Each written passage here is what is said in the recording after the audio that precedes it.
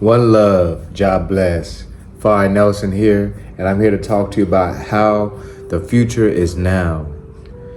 Now, the future truly is now. Lots of times we think that there's always something better coming, which of course there is, between what you want to really think of as better or not.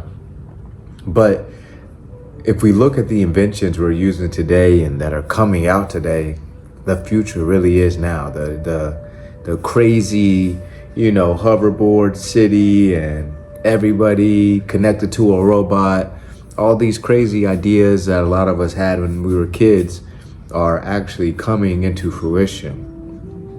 And it's a time where we need to be careful of what we indulge in this future. Because like I said, a lot of us don't even realize the future is now. So we might think of it as just a normal part of an update or just a normal part of new inventions coming out. And we might not associate it with, oh, this is a new invention that is harming me. The fact that our phones have only really been around in such a vast type of way for only about 10 to 15 years is very crazy to think about alone. That what are these iPhones, these mobile computers using all this technology and radiation and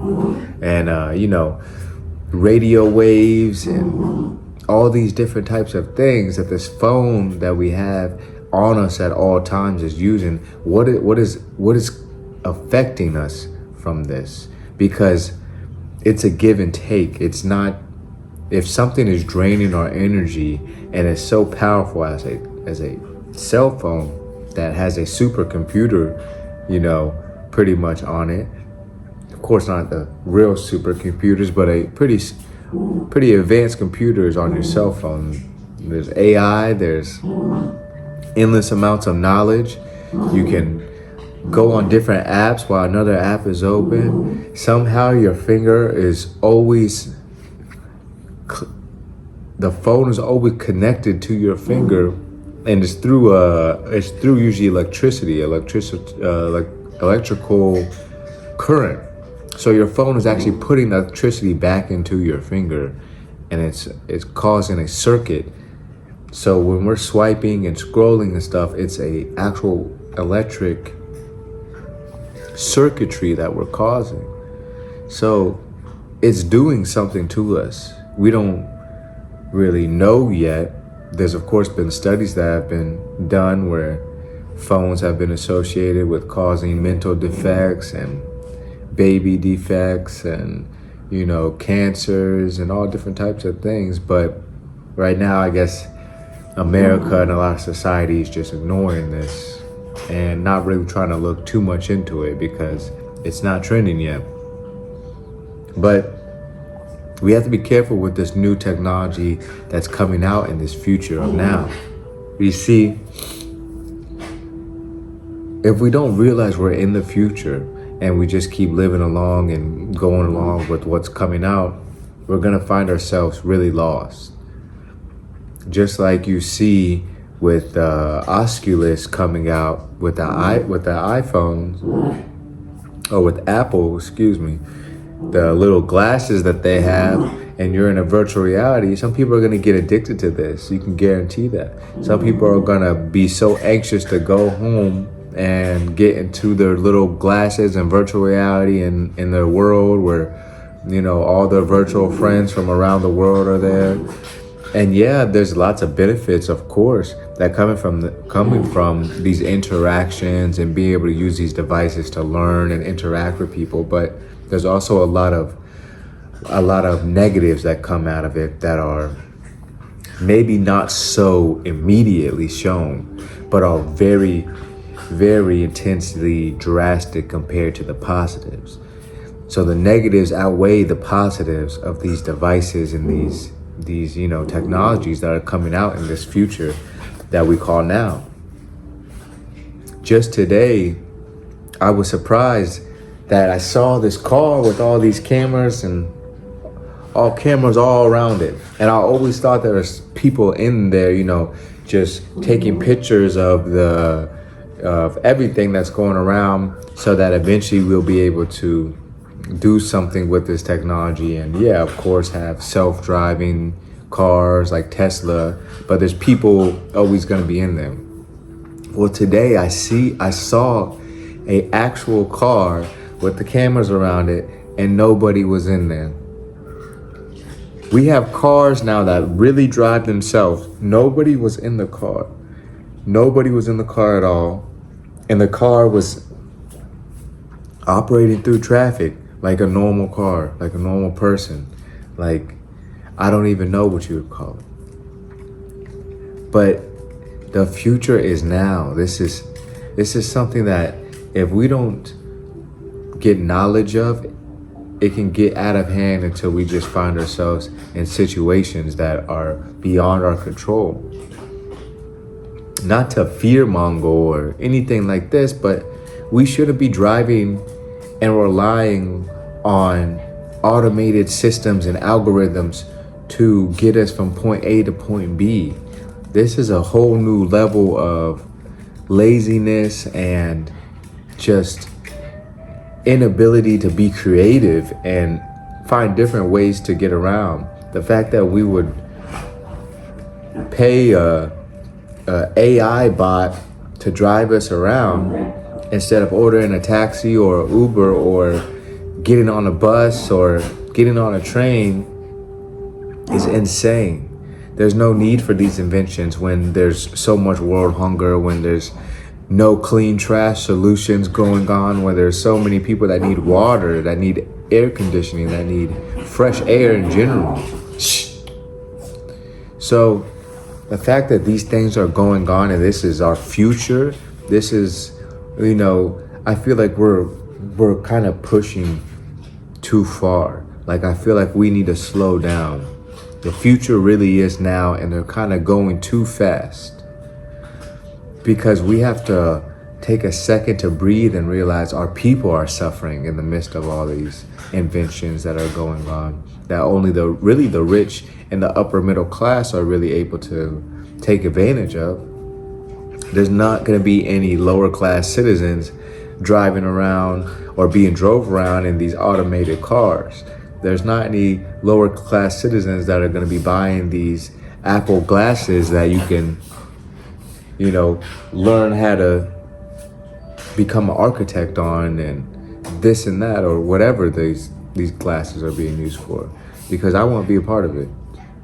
I have chosen to stay away from these type of inventions and to support real humans. It's not about getting the next AI invention to show off to your friends or your coworkers or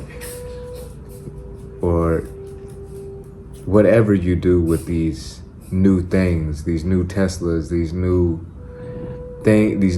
robots that are taking over our lives constantly. There was a guy I read about today there's multiple people,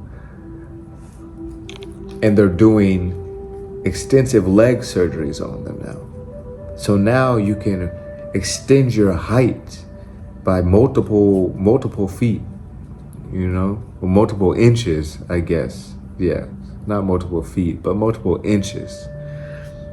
Like 5 inches, maybe even more. So people are now going under surgery and risking all types of things to even be taller. The future really is now. The future is now. If you want to be taller, you can. Go get surgery and break your legs in 6 different places, each leg in 6 different places, and they're going to put something in your bone that's going to extend your bone over time, and it's going to be a long and hard, painful process, but you're going to extend your legs. Yeah, you might have a lot of crazy side effects and may not be able to walk completely when you're older and stuff like this, but hey, have a go at it. This is what society has gotten to. We are so hungry for inventions to fix something within us, because we don't want to take the bus, because we don't want to look short, because we don't want to feel ugly, or we feel ugly because we aren't looking within enough. We aren't doing enough inner search. We're falling into the illusion that Babylon is putting in front of us, that we need more than what we have, that a car or a bus or a friend giving you a ride isn't good enough. An Uber isn't good enough. A taxi isn't good enough. We need automated cars now. We don't even need, they're cutting out people. They're cutting out people who are trying to make a hard-earned living, and they're employing robots. You can't even go into a store nowadays without at least like 2 or 3 automated systems, self-checkouts. It's getting out of hand. We need to slow down before we cause some serious damage, which is already being caused. But at least let's try to slow it down as much as we can. But the damage is already being done. That is a fact, But let's not cause more damage. Let's not cause people to continue to lose their jobs. Let's not keep on making these people slave and strip out Africa and South America of their resources so that we can fuel these robots and these AIs and these, electric batteries. And we don't need these things. We don't need these phones that we have. We're fine with the landline. We were doing just fine with the landline. And there's a lot less radiation and a lot less mental drainage, a lot less negative side effects that come from this. We need to go back not to even a basic time, but we need to slow it down. Let our consciousness and our awareness catch up to the future that we are trying to push for. There's people right now that are trying to live in space. There's probably people living in space. That is a fact. People that aren't certified astronauts right now, I'm sure, are living in space. Not on a planet. Well, of course, if you want to get universal, of course, there's many different species living on different planets and this and that. But I'm saying for the human race, the humans, I'm sure there's people living in space right now while we're still trying to figure out how to end world hunger, how to cure cancer, how to cure diabetes, how to not have poison in our food and pesticides in our soils and plants and foods and animals. And we're worrying about too much other stuff when we need to worry about what's actually important. And that's what's within. What are we putting in us? What are we digesting mentally, physically, spiritually, What is being put in front of us on TV, on our screens, on our plates? The future is now, but they have released so much information that we get lost in that information until we don't know which way is up, which way is down, which way is right, which way is left. Once we simplify things, we will find more truth. We don't need all this extra gadgets and sparkles, and we don't need this extra. They do this so we stay distracted. They do this so we stay numb. They've created an app now that gives you fake likes, fake comments. Not the other apps that give you fake likes and fake comments to your social medias, but they made a whole social media now that is just fake. Everything is fake. The followers are fake. The accounts that comment on it are fake. Everything is fake. And it boosts people's egos who maybe don't usually post on their regular social medias or want to post on their regular social medias. It boosts their egos, even though the people that download this app know it's a fake app. And it's a real app. A fake social media with fake followers, fake fans, fake likes, fake comments, and people are using this app. See, we have to be careful what the future is giving to us and realize certain things aren't for us. Certain things aren't for everybody. They didn't test these things like they tested things that have been out for hundreds and hundreds of years. We don't know what this is going to do to us. So we have to take this new future, the future of now, lightly. We have to use wisdom, inner wisdom. We have to go to the book. We have to go to many books, but the old books, and see, what does the text say about these things? What does the Bible say about these things? What does the Quran say about these things? What does the Bhagavad Gita say about these things, Sometimes I feel like we forget that we are fine without these things. Sometimes I feel like we forget that we used to interact with people in the elevators, interact with people that were our neighbors, that were passing by on the street. Why don't we do these things anymore? Why do we act like we are separate? And it's because technology, it's because over usage of knowledge to share negative things to people. It has been happening for a very, very long time.